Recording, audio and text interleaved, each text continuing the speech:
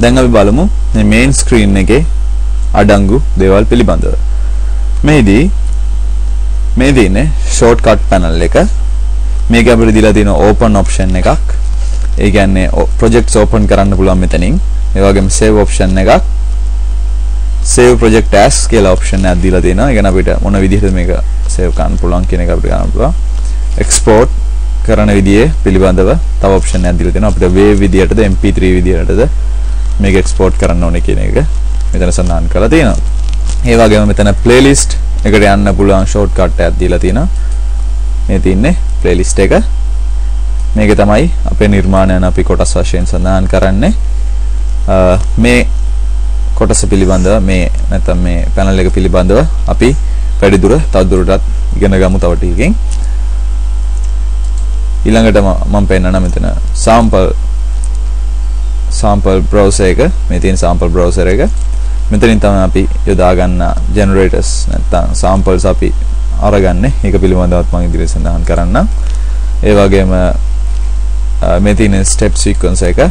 මේකෙන් තමයි අපි මූලික ඇඳීමක් කරන්නේ. ඒ කියන්නේ අලුත් අපි composing කරන්නේ මෙන්න මේක හරහා තමයි.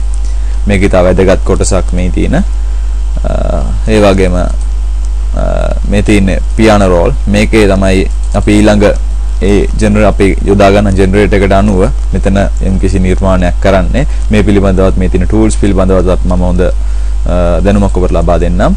ඒ වගේම මේ FX කියන්නේ මේ mixer එක. අපි යොදා ගන්න mixer එක තමයි මේ FX කියන icon එකෙන් මෙතන අපිට shortcut එකෙන් අපිට මෙතන සඳහන් කරලා තියෙන්නේ.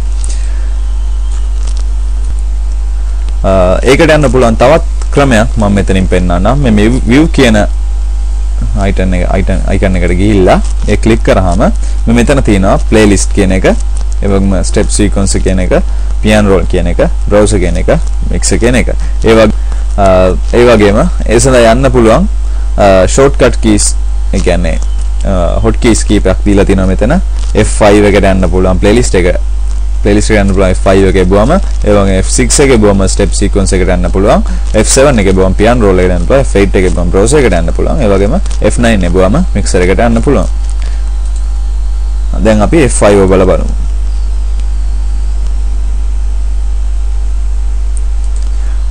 ඒ වගේ අපිට hotkeys පාවිච්චි කළත් මෙන්න මේ shortcut panel එක හරහා අපිට ඒ කාර්ය ඉෂ්ට කරගන්න පුළුවන්.